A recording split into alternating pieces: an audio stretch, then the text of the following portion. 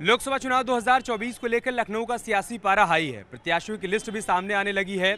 सभी दलों की तरफ से जीत के दावे भी किए जा रहे हैं। ऐसे में लखनऊ में शर्मा टी स्टॉल पर हम मौजूद हैं। क्या माहौल है चुनाव को लेकर, क्या चर्चा चल रही है, लोगों से बातचीत करेंगे और जानेंगे। हाँ जी भाई, क्या नाम है आपका? राहुल। शर्मा टी स्टॉल पर चाय पीने आए हैं यहाँ? हाँ जी। कब से आ रहे हैं यहाँ पे? मैं तो भी आज पहली बार आया हूँ सर, मैं तो दिल्ली से आया हूँ। अच्छा, आप दिल्ली से आए हैं। तो अभी चुनाव को लेकर क्या माहौल चल रहा है दिल्ली में? माहौल तो गर्म है सर, एज यूजुअल। कौन आएगा अब की बार? आप बताओ कौन आएगा? भाई हम तो सर बीजेपी सपोर्टर हैं, मोदी जी को सपोर्ट करते हैं। अच्छा। क्योंकि हम वाराणसी से हैं और वो हमारे वहाँ के सांसद भी हैं। अच्छा, मूलतः बनारस से हैं। जी, मूलतः बनारस से हैं। तो मोदी जी बनारस से सांसद हैं, सपोर्ट करने का बस यही कारण है? नहीं सर, मोदी जी को सपोर्ट करने का कारण सिर्फ ये नहीं कि वो वहाँ के सांसद है, काम है। जो उन्होंने वहाँ पे काम किया है, जो इंफ्रास्ट्रक्चर डेवलप किया है आज की डेट में, जो वहाँ पर आज की डेट में रोजगार के अवसर निकल करके आ रहे हैं, उस वजह से हमारा सपोर्ट उन्हीं को जाता है। अच्छा, बढ़िया काम हो रहा है बनारस बहुत में। बढ़िया काम हो रहा है सर, बहुत बढ़िया काम हो रहा है। अच्छा, अभी आप रुकिए रहिए, कुछ और बातचीत आपसे करेंगे। ये गुलाब का फूल लेके घूम रहे हैं आप? जी जी सर, हाँ? जी। और बात आप कमल खिलाने की कर रहे हैं? नहीं, ये तो हम लोग हमारे बॉस लोग आए थे, है ना। अच्छा। तो हमने मोदी का पैटर्न ही अपनाया है, जो मोदी जी को बोले हैं कि ज़्यादा वो नहीं करना चाहिए, एक सिंपल सा फूल अपने गिफ्ट करना चाहिए। तो वही पैटर्न हम अपना रहे हैं, तो है ना। आप भी बनारस से हैं? नहीं, मैं लखनऊ से हूँ सर। आप लखनऊ से हैं? जी जी। तो अभी लखनऊ का मिजाज क्या कह रहा है? सर मोदी में है, भाजपा में है, और वो तो जी जी बिल्कुल काम बोल रहा है? बिल्कुल, जगह जगह काम बोल रहा है। पहली बात तो योगी में है, सबसे बड़ी बात है। जो प्रशासन उनकी, जो आपको समझ लीजिए, जो कानून व्यवस्था है, मेन मुद्दा कानून व्यवस्था होती है ना, सबसे स्ट्रांग है इस वक्त। समझ लीजिए यूपी पूरे, अगर वो इंडिया में देखेंगे तो मिसाल कायम है इसकी, योगी मॉडल की, हर आदमी तारीफ करता है। लेकिन अखिलेश जी तो कह रहे हैं कानून व्यवस्था ध्वस्त है। अब देखिए सर, वो तो विपक्ष में है, कोई कुछ कहता है, कौन कुछ कहता है, वो तो अपनी अपनी सबकी फीलिंग होती है ना। लेकिन धरातल पे जो है आपका, जो है, जो आप धरातल किसी आम आदमी से पूछिए तो हर आदमी सेटिस्फाई है, हर आदमी संतुष्ट है। बिल्कुल। 80 में 80 जीत जाएंगे?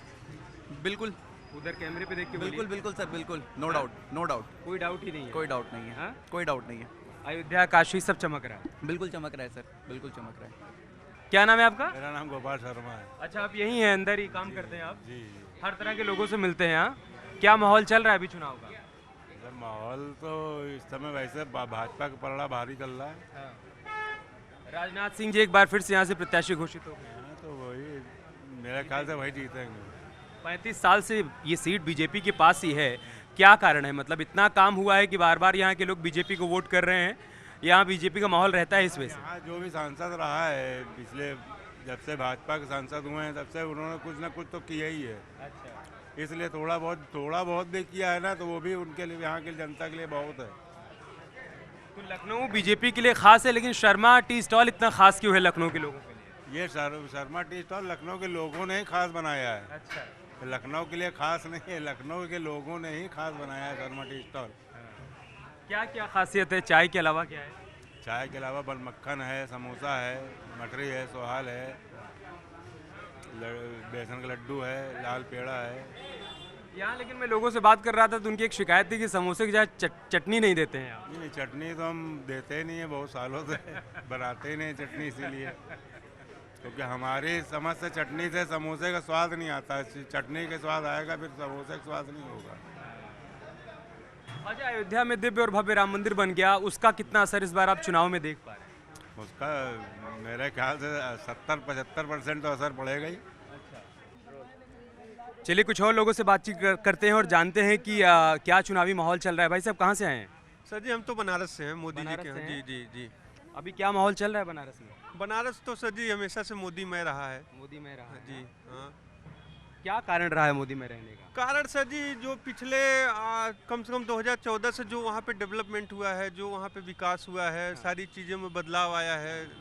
कह सकते हैं कि आप हॉस्पिटल से लेके रोड इंफ्रास्ट्रक्चर तक, और बाकी जो विश्वनाथ जी का टेम्पल है वो तो भाई आराध्य देव हैं, उनका तो होना चाहिए। इसके बाद जो वहाँ के टूरिज्म विकास हुआ है, मतलब बहुमुखी विकास हुआ है वहाँ पे। जी जी।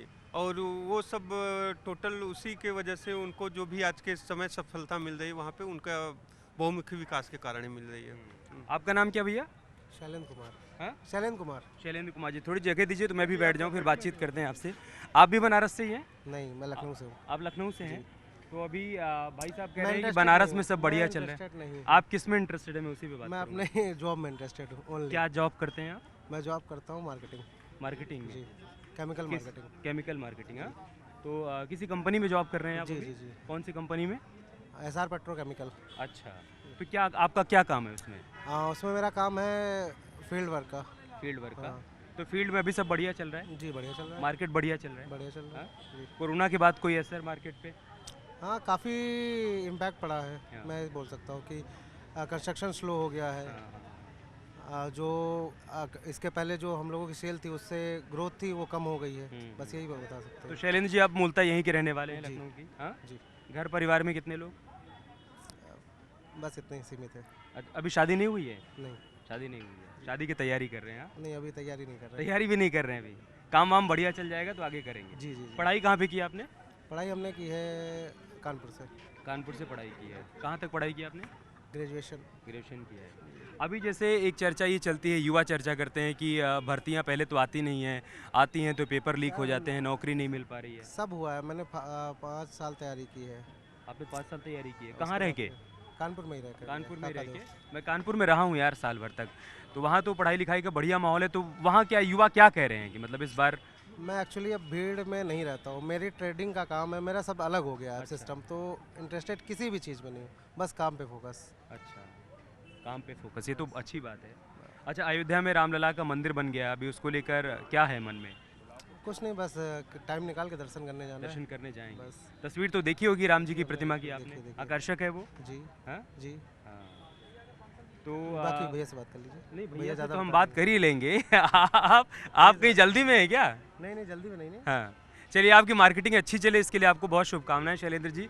तो ये बताइए कि विपक्ष ये कह रहा है कि बनारस को, काशी को क्योटो बनाने की बात कही थी, क्योटो तो बना नहीं। अलबत्ता वहाँ पर बहुत सारे लोगों का रोजगार छिन गया, बहुत सारे छोटे छोटे मंदिर तोड़ दिए गए। देखिए, क्योटो एक दिन का काम नहीं है बनाना। अगर आप जिस हिसाब से इनका इंटेंशन है, जो उनकी जिम्मेदारियां हैं, उसको हर साल हर 6 महीने मोदी जी एक बार वहाँ विजिट करने आते हैं, कुछ नया पैकेज बनारस के लिए कुछ नया देते रहते हैं। कभी 20,000 करोड़ का 14,000 करोड़। पहले तो इसे अगर 2014 के बाद देखा जाए तो वहाँ पे कुछ नहीं था, जीरो था। लेकिन आज के टाइम में आप विश्वनाथ जी का जीर्णोद्धार, मतलब उनकी जो छोटे से जगह में थे, सम्मिलित थे, उनको बड़ा कर दिया गया। और उसके बाद वहाँ क्रिकेट स्टेडियम आ गया, अमूल प्लांट आ गया, और बाकी और भी सारी चीज़ें आ रही हैं जो अपकमिंग में है। जो रोड थे, जो नॉर्मल रोड थे, टूटी फूटी गड्ढे वाले, आज वो 4 लेन हो गए, पूरा रोड लाइट हो गया। तमाम चीज़ वहाँ पे जो डेवलपमेंट है, मतलब आपको कुछ न कुछ हर महीने में के अंदर कुछ न कुछ आपको कुछ अलग देखने को मिल रहा है। तो वहाँ की जो छोटी छोटी चीज़ थी उसको भी बड़ा कर दिया गया है। बहुत सारी व्यवस्थाएं वहाँ पे हो गया है, ट्रांसपोर्ट से लेके हर एक चीज़ को एक मतलब कह सकते हैं नवीनीकरण में बदल दिया गया है। मैं अभी आबू धाबी गया था, वहाँ जब मंदिर का उद्घाटन हुआ तो वहाँ जो प्रवासी भारतीय रह रहे हैं वो कह रहे थे कि ऐसा लग रहा है कि भारत में सनातन संस्कृत का पुनर्जागरण चल रहा है। काशी में दिव्य और भव्य कॉरिडोर का निर्माण हो गया, मथुरा में काम चल ही रहा है, अयोध्या में दिव्य और भव्य राम मंदिर का निर्माण हो गया। आप सहमत हैं कि मोदी सरकार आने के बाद, योगी सरकार आने के बाद सनातन संस्कृत का पुनर्जागरण काल चल रहा है? जी हाँ, इससे हम पूरा एकदम सहमत है कि पुनर्जागरण ही चल रहा है। रीजन क्या था कि जो चीज़ें पहले क्या था कि एक तरह से आज के युवा जिस चीज़ में इंटरेस्ट नहीं लेते थे, यानी अपने सनातन संस्कृति में इंटरेस्ट नहीं लेते थे, बहुत आधुनिकता में वो लोग विलीन होते जा रहे थे। लेकिन अभी क्या है कि वो लोग अपकमिंग यानी बैक आ रहे हैं, पीछे आ रहे हैं। वो अपने चीज़ों से जुड़ भी रहे हैं और आधुनिक इनोवेशन में भी ध्यान दे रहे हैं, नए स्टार्टअप पे भी ध्यान दे रहे हैं। यानी वो अपने संस्कृत को लेके संस्कृत के साथ चल के और आगे इनोवेशन में भी ध्यान दे रहे हैं। मतलब वो अपने संस्कृत में रहना चाहते हैं और आगे आधुनिकता में भी जो माइंड सोच है, उनकी सोच है। अब बाकी अब तो जैसे दिखावापन तो नहीं रह गया है, लेकिन सोच के हिसाब से, एजुकेशन शिक्षा के हिसाब से वो अपने आधुनिकता में है, लेकिन ट्रेडिशनली कल्चरली वो अपने उसमें कम बैक कर रहे हैं, आ रहे हैं। मतलब वो आधुनिकता से भी जुड़े हैं लेकिन अपनी संस्कृत से भी जुड़े हैं, जी। अपने कर्म से भी जुड़े हैं और अपने धर्म से भी जुड़े हैं अपना। बाकी जैसे होता है कि भाई आपको जीविकोपार्जन के लिए आपको आधुनिकता यानी आपको कुछ इनोवेशन भी जरूरी है, लेकिन आपको अपने संस्कृति और कल्चर के साथ जुड़ के रहना भी चाहिए। क्या करते हैं आप? जी, हम जॉब करते हैं, प्लस हमारा कुछ पर्सनल अपना खुद का बिजनेस भी है टूरिज्म का। वहीं पे बनारस में ही? जी, बनारस में भी है, प्लस हम रीजनल हेड हैं अच्छा। SR पेट्रोकेमिकल के। तो अच्छा। अपने कुछ काम के सिलसिले से यहाँ आए थे। अच्छा। चलिए बहुत बढ़िया। बाकी माहौल क्या चल रहा है चुनाव का, बनारस से लेकर लखनऊ? और माहौल इस समय 400 पार। 400 पार? जी हैं? जी, 400 पार। वो भी हर सीट पे मतलब बहुत कह सकते हैं कि इस बार का जहाँ तक अनुमान है कि इस बार का जो चुनावी रिजल्ट रहेगा वो बहुत प्रभावशाली रहेगा। तो जो बीजेपी का नारा है अब की बार 400 पार एनडीए के लिए, वो नारा आप देखिए आप जन जन की ज़ुबान पर आ रहा है और लोगों का ये कहना है कि देखिए काम किया है और काम के आधार पर ही बीजेपी ये दावा कर रही है और काम दिख भी रहा है। और इसीलिए मोदी जी कह रहे हैं कि मोदी जी खुद में ही एक गारंटी है और उनकी गारंटी ही एक गारंटी है। तो लखनऊ से चौपाल में इतना ही, खबरें जारी हैं, बने रहे हमारे साथ।